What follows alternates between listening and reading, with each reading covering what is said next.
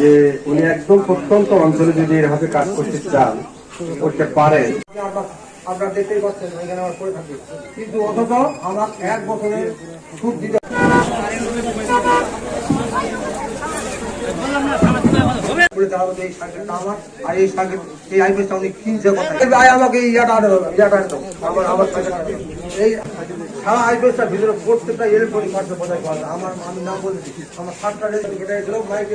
মাইকের একটা করে ব্যাটারি ছিল, কি লাগবে? ব্যাটারি দিলে তো ব্যাটারি দিলে তো হবে বিদ্যুৎ উৎপন্ন।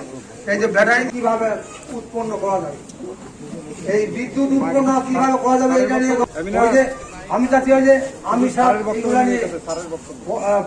করবে, বাড়াবে, এগুলো হচ্ছে কাজ। খালি ঘুরে এনে আর্জেন্টিনা ব্রাজিল লড়াই করে এনে লাভ হবে নি, ভাগ পরিবার হবে। তার জন্য ইয়াং জেনারেশনকে ওই দিকে যেতে হবে। প্রকৃতপক্ষে একজন সাইকেলের মেকার ছিলেন, তার বাবা ওই কাজ করছে। ওই সাইকেলের মেকানিক করতে করতেই তিনি প্রযুক্তিটা উদ্ভাবন করেন। এই প্রযুক্তিটা তিনি ভাবেন যে এই সোলার দিয়ে বিদ্যুৎ উৎপাদন করলে অনেক বেশি সাশ্রয় হবে। আমরা নিজের কাজের থেকে শুনলেন যে তিনি এখন 28টা পাম্প চালান, 300 একর জমিতে সেচ দেন। 300 একর।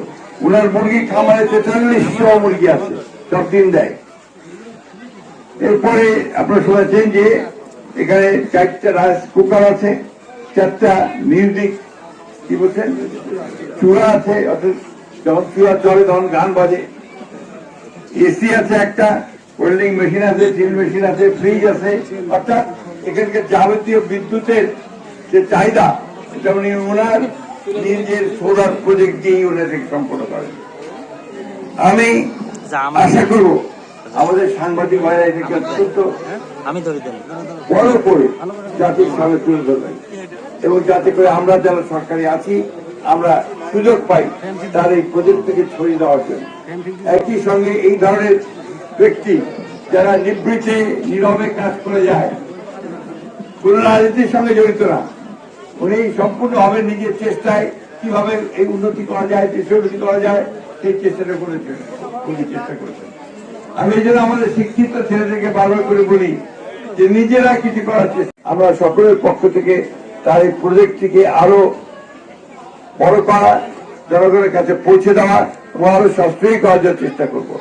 ব্যাংকেও তার লোন আছে, এই লোনটার ব্যাপারে আমরা কথা বলবো যে এই ধরনের কাজগুলোতে কম লোনে আপনার কম ইন্টারেস্টে যেন লোন দেওয়া যায়, সেই কাজটা করা জন্য আমি ঠাকুরকে গিয়ে ব্যাংকের ম্যানেজারের সাথে কথা বলবো, ডেকে নিয়ে গিয়ে, এবং আপনাকে কিভাবে আরো সহযোগিতা করা যায় চেষ্টা করবো। আমি সব বেশি চেষ্টা করবো যেটা হচ্ছে যে আমি তাকে একটা জাতীয় পুরস্কার দিতে চাই, প্রাপ্য এটা।